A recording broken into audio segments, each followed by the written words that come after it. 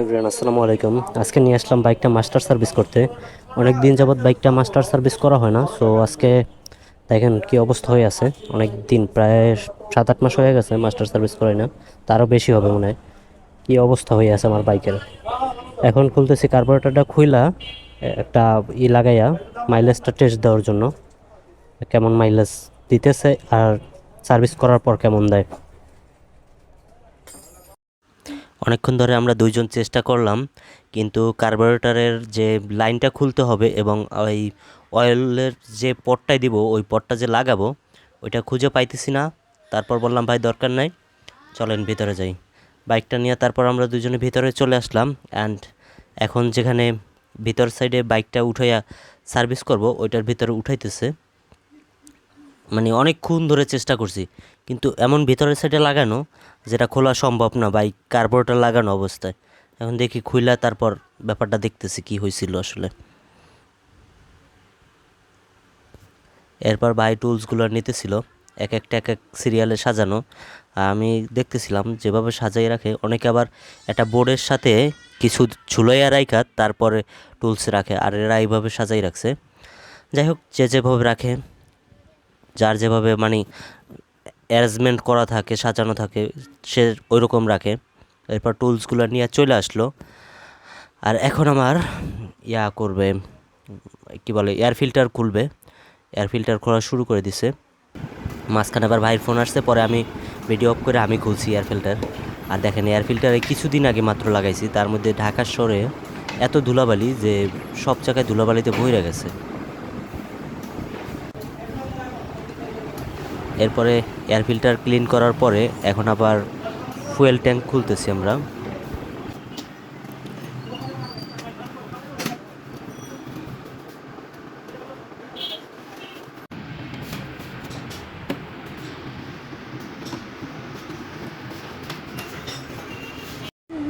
এরপরে অনেক জোরাজুরি করতেছিল, কিন্তু এক্স ব্লেডের ফুয়েল ট্যাঙ্কটা খোলা খুবই টাফ, যার জন্য খুলতে আমাদের দুজনের মিলে ভালোই প্যারা খাইতে হয়েছে খুলতে। কারণ হিউজ এরার ঝামেলা। পরে আমি দেখলাম ভাই লক টক সব খোলা হয়েছে নাকি, পরে দেখি না লক খোলা হয়েছে। পরে আমি এই পাশে হ্যান্ডেল ধরতেছি, উনি খুলতেছে, আবার আমি দূরে আসতেছি ভিডিও করতে, আবার হ্যান্ডেলটা ঘুরা চলে যাইতেছে। এরপরে অনেক প্রচেষ্টার পরে আমরা খুলতে সফল হই। সেটা অনেক কষ্ট করতে হয়েছে আমাদের দুজনেই, যে খুলে ফেলছি।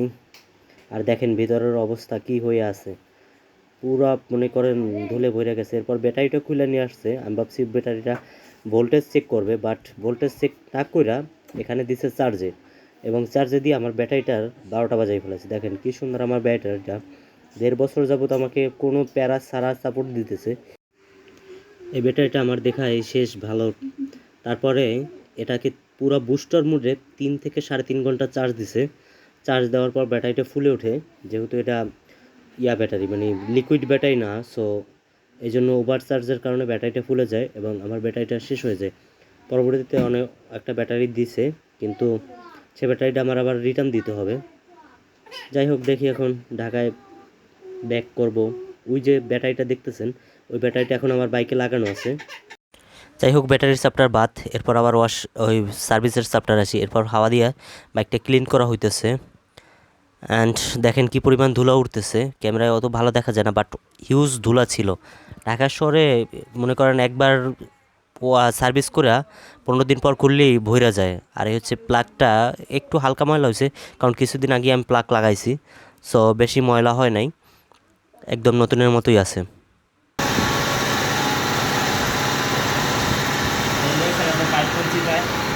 এটা লেগে মাইলেজ টেস্ট দিতে পারলাম না। এইটা হ্যাঁ, এই যে এটা মানে আর দোকান যায় এইটা হ্যাঁ, এটা খুলমু কেমনে?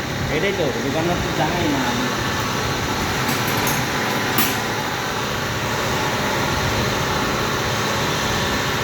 মাইলেজ টেস্ট করতে হলে কার্বোরেটর খুললে করতে হবে, ভালো সিস্টেম। ভিতরে দেই আমরা এখন ওপেন হার্ট সার্জারি করি না, গাড়ির হার্ট।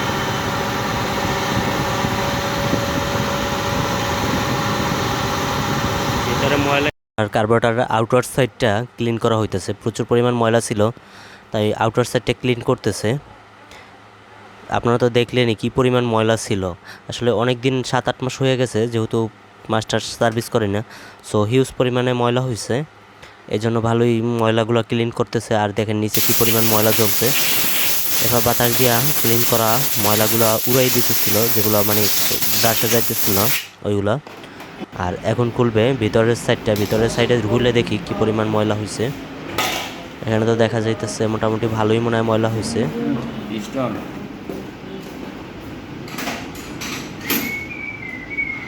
অবস্থা নাজেহাল। আর কী করবেন, কার্বোরেটর পাল্টানো লাগবে।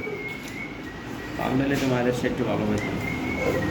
আমার আসছে না, কত ওয়াশ টশ করে দিয়ে যে পরে নাকি চেঞ্জ করে।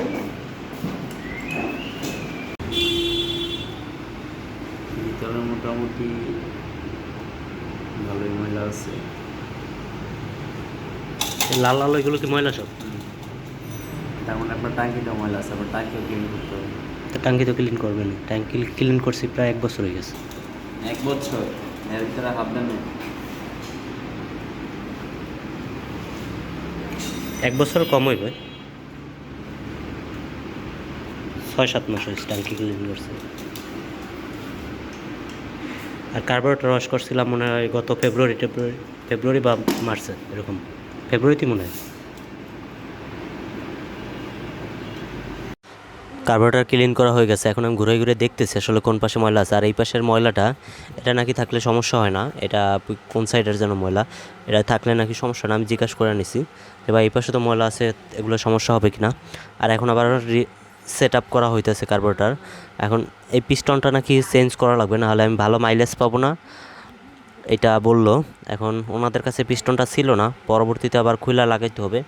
এখন এই জন্য আবার কিছু টাকা জরিমানা যাবে, কারণ খুলতে গেলে আমার ফুয়েল ট্যাঙ্কি খুলতে হয়। আর এই জিনিসটা আমার কাছে খুবই বিরক্ত লাগে। অনেক দিন ধরে খুলবো ভাবতেছি, কিন্তু খোলা হয় না। তাই আজকে বললাম যে ভাই এটা খুলা ফালাই দেবে, যেমনি হোক খুলা ফালাই দেন। এরপর খুলা ফালাই দিলাম।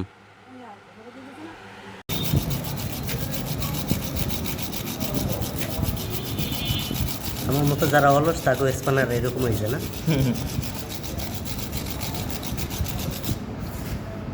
একবার লাগাইলে আর খোলার নাম নাই, একবারই কামি হয়।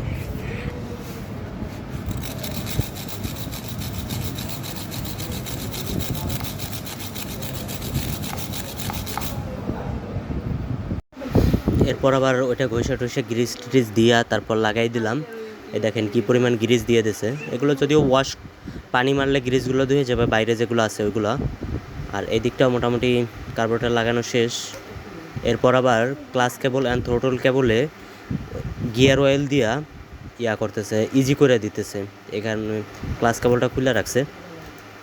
এরপর ট্যাপিটটা অ্যাডজাস্ট করার জন্য ট্যাপিটটা মানে ইঞ্জিনের হেডটা খুললাম। ট্যাপিটটা হালকা একটু সমস্যা করতেছে। সো যেহেতু মাস্টার সার্ভিস করতেছি, সো ট্যাপিটটা একটু অ্যাডজাস্ট করে নিই। এখন এটাকে অয়েল স্প্রে করা হইতেছে, যাতে ভিতরে যে ধুলাগুলো আছে ওইগুলো যাতে জং না ধরে। একটু পরে তো পানি টানি তো এখানে ঢুকে, সো এই জন্য অয়েল স্প্রে করার সাথে সাথে কিন্তু একদম নতুন চকচকে হয়ে গেছে। দেখেন কি পরিমাণ চকচকে লাগতেছে। যদিও একটু পরে আবার ধুলাবালিতে ভরে যাবে, কিন্তু এখন স্যাটিসফাইড লাগতেছে, কারণ খুবই ভালো লাগতেছে, একদম নতুন চকচকে হয়ে গেছে। এই জন্য এখন সব কিছু যেহেতু ওয়াশ টশ করা হয়ে গেছে, এখন এই জন্য ফিটিং করা হইতেছে। আবার আমার বাইকটা এতক্ষণ ছিল উলঙ্গ, আর এখন আবার সব কিছু অয়েল ট্যাঙ্ক সব লাগানো হয়েছে। মাঝখানে আমি ভিডিও করে নাই, কারণ ওই যে আমার ব্যাটারিতে সমস্যা হয়ে গেছে, এই জন্য আর ভিডিও করা হয় নাই। এরপর মন খারাপ নিয়ে অনেকক্ষণ বসে থাকি। তারপর দেখলাম যে নতুন একটা ব্যাটারি ওরা লাগাই দিতেছে। এরপর আবার ভিডিও করা ধরলাম। ভাইও বুঝতে পারছে যে এতক্ষণ ধরে আমি চুপচাপ জিম মেরে বসে আছি ব্যাটারিটা ফুলার পর থেকে। এরপর দেখি কি বলে, ব্যাটারির টাকা দিতে হয় নাকি। ও, এটা তো বললামই, আসলে কইলাই বলি, ব্যাটারিটা আবার রিটার্ন দিতে হবে। আমি এখন ঈদের বাড়িটা ঘুরে আসবো, তারপর রিটার্ন দিতে হবে। এরপর বললাম যে ভাই আমার এটা মানে চেইনটা একদম ক্লিন করে দেবেন খুব সুন্দর করে। এরপর থেকে আর কখনো চেইনে মোবিল দেব না, তাই সুন্দর করে চেইনটা ক্লিন করে দিতেছে, যাতে আর মোবিল না দেবো এখন থেকে। মানে চেইনের যে লুপটা পাওয়া যায়, চেইন লুপ, ওই চেইন লুপ দেবো। এরপর বাইকটা ওয়াশ করতেছি, ওয়াশ করে তারপর বাসায় বের হয়ে যাব।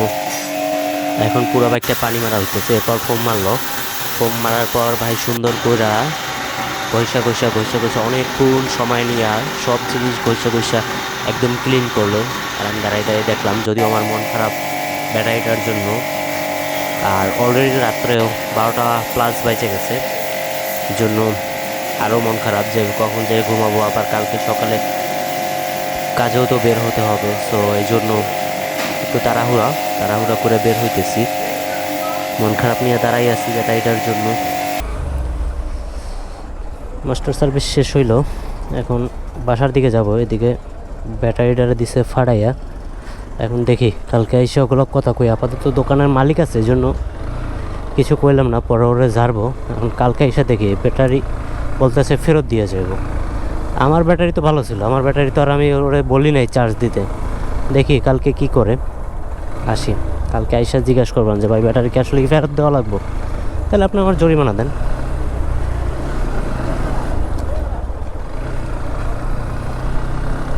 আপাতত যাই, ফুয়েল নেই, অ্যান্ড বাসায় যাই। অলমোস্ট না, 12টা প্লাস বাজে, 12টা 20 বাজে। তেল একদম নাই বললেই চলে, সো তেলটা নিতে হবে আগে।